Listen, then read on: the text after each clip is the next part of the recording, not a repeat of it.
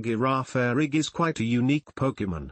It appears to be closely linked to the biological genus Giraffa due to its lengthy neck and distinguished horns. Even the leopard-like spots on its hide indicate this close relation. Girafarig seems to differ, however, resides in its hind parts. Girafarig lack a normal tail. Instead, they have an entirely different head on their behind. This second head has olfactory, gustatory, and optical functions and is capable of executing a variety of coordinated efforts, including biting. Pokémon Gold. What is perhaps the most fascinating about Girafarig's secondary head is that it houses an entirely different brain of its own. Many have assumed that Girafarig have only one brain that controls the functionality of the other half, but modern science has found that this is not the case.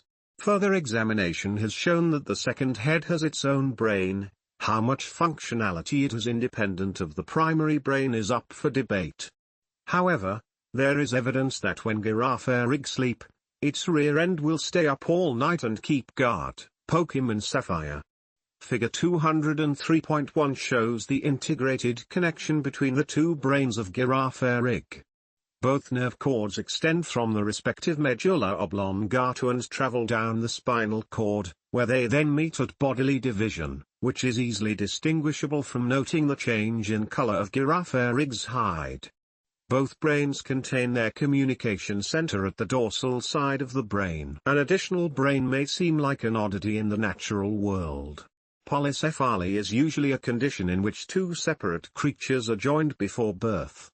The condition usually results in a poor quality of life for the creatures involved, with animals dying young. This is not so uncommon in the world of Pokémon. Some Pokémon are in fact several that become bound together later in life, such as Magneton and Weezing.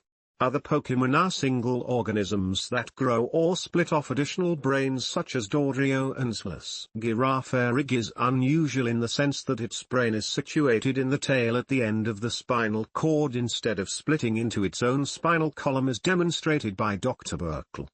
It is also far less intelligent than those examples. This makes it unlikely that the Pokémon's additional brain was the result of a duplication of its existing brain and probably developed independently. A feasible way the tail could have occurred is if a part of the autonomic nervous system and reflex arcs near or in the tail expanded and gained duplicate sensory organs.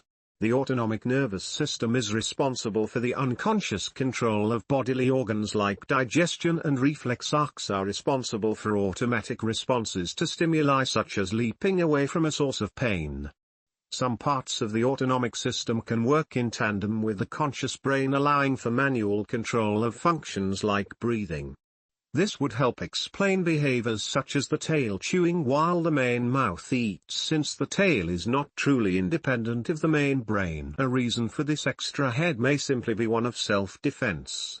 The tail is reactionary and will automatically attempt to bite people or other Pokémon when met with certain stimuli, mainly smell or touch. Its teeth are jagged and many, which will cause numerous puncture wounds as well as holding the threat in place to be kicked. This wards off predators from a Girafarig's vulnerable hindquarters while browsing. It also serves as a warning system while the Pokémon sleeps, since the extra head doesn't have faculties that require sleep.